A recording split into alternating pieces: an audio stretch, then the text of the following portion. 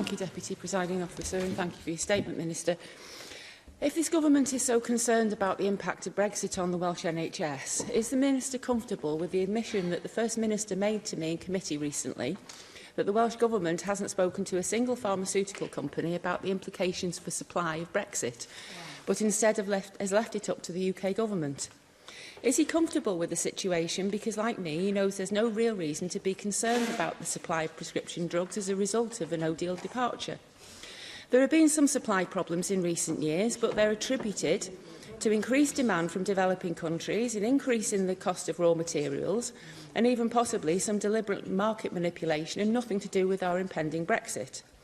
One politician recently confirmed that shortages are nothing to do with Brexit when she said, quote, "Shortages have been a problem for some years. It's a fluctuating problem." Now, that wasn't a Tory Brexiteer saying it. It was Sandra Gidley, a former MP for the Remain supporting Lib Dems, who is also a pharmacist. Of course, Welsh Government would have known this had they spoken to pharmaceutical companies rather than just left it up to London. So when are you going to have these conversations, Minister? Are you ever going to have them? And are you actually going to take control of the matter? Some people argue that patients are being tempted to stockpile ahead of Brexit. And if that's the case, then the scaremongering Remainers have no one to blame but themselves for causing the ill to feel paranoid about their future supply, and Welsh Government should hang their heads in shame. Exploiting the vulnerable to further the Remainer Welsh Government's devotion to the EU and to thwarting the will of the Welsh people is nothing short of abuse. And any argument that suggests delays in importation due to no longer being in a customs union are utter twaddle. The WTO's Pharmaceutical Tariff Elimination Agreement guarantees that medical products will continue to be imported tariff-free, and that same agreement forbids the raising of non-tariff barriers. Not only would the EU be prevented from raising barriers to the import or export of medical products, so would the UK. Furthermore, as a sovereign nation setting its own rules and practices at the border, in theory we could decide to wave through every single incoming lorry if we felt so inclined, particularly shipments that are evidently pharmaceutical. Even in the customs union, some lorries are stopped and search for illegal imports and illegal immigrants, but most are waved through regardless of their starting points.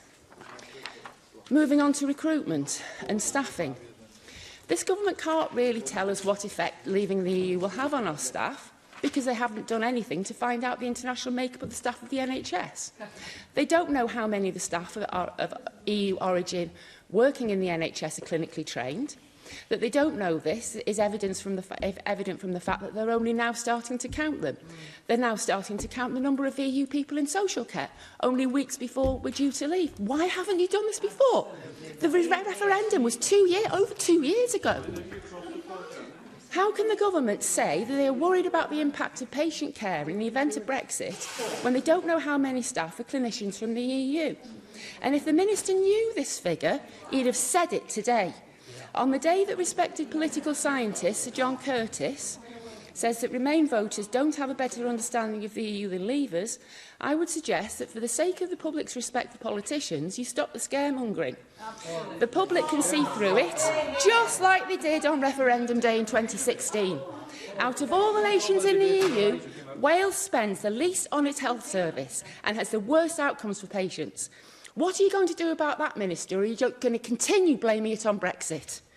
Welsh Government continues to bleat that Brexit in any form will be horrendously expensive and hold out their begging bowl to Westminster, asking for unspecified funds for unspecified costs.